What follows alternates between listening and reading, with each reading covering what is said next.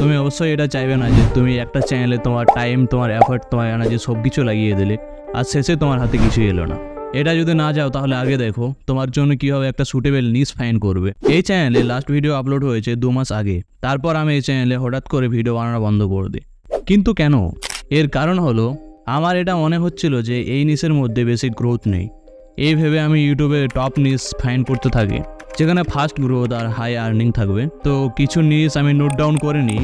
তারপর যে দুটো নিশে ভিডিও আপলোড করার পর আমি একটা জিনিস রিয়েলাইজ করি, আমি জাস্ট ফাস্ট গ্রোথ আর হাই আর্নিং দেখে এই নিশে ভিডিও বানাচ্ছি। যেহেতু কন্টেন্ট ক্রিয়েশন আমার একটা পছন্দের বিষয়, তবু কেন জানি না আমি সেই প্রসেসটাকে এনজয় করছিলাম না। তখন আমি বুঝতে পারি যে নিজের জন্য একটা সুটেবল নিশ ফাইন্ড করা কতটা দরকার। কন্টেন্ট ক্রিয়েশন শুরু করার আগে সবাই এটাই ভাবে যে ভাই এটা তো খুব সোজা, ভিডিও আপলোড করো আর আর্নিং করো। বা কোনো ফেমাস ইউটিউবারদেরকে দেখে বলে চলো আজ থেকে আমিও ভিডিও বানানো শুরু করবো আর আমিও এর মতো ফেমাস হয়ে যাব, তারপর তো মজাই মজা। এইভাবে কেউ কেউ শুরু তো করে দেয়, কিন্তু যখন এইগুলোর মধ্যে কিছু হয় না তখন বিরক্ত হয়ে ছেড়ে দেয়, বলে নাকি এসব টাইম বরবাদ।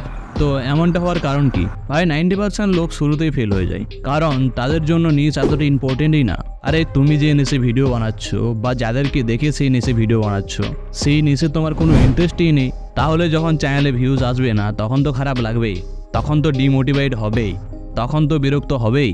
তুমি যদি এটা বলো যে ভিডিও বানানোর উপর আমার কোনো ইন্টারেস্ট নেই, বাট যে ইউটিউব থেকে আর্নিং আসবে সেটার উপর আমার খুব ইন্টারেস্ট, তাহলে কি করে হবে?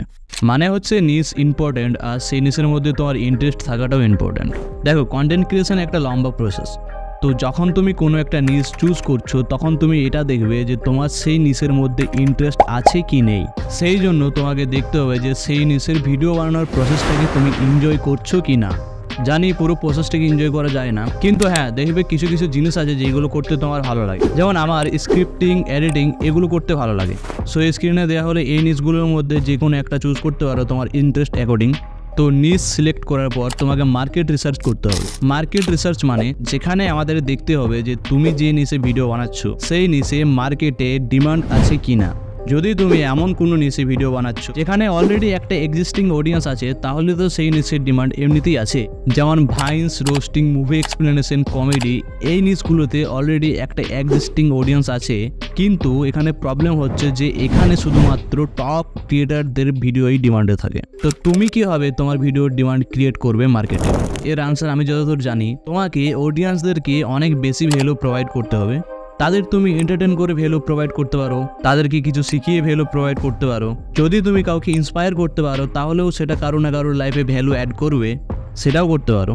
অল অ্যাবাউট ভ্যালু এক্সচেঞ্জ, আমি তো এটাই মানি। তো দেখা হচ্ছে নেক্সট সানডে, ততক্ষণ পর্যন্ত বাই। যদি তুমি কন্টেন্ট ক্রিয়েশন নিয়ে ইন্টারেস্টেড থাকো তাহলে চ্যানেলটা সাবস্ক্রাইব করতে পারো, কারণ আমি এই চ্যানেলে শুধুমাত্র কন্টেন্ট ক্রিয়েশন সম্বন্ধেই ভিডিও বানাই। সাবস্ক্রাইব করে নাও, একসাথে গ্রো করবো।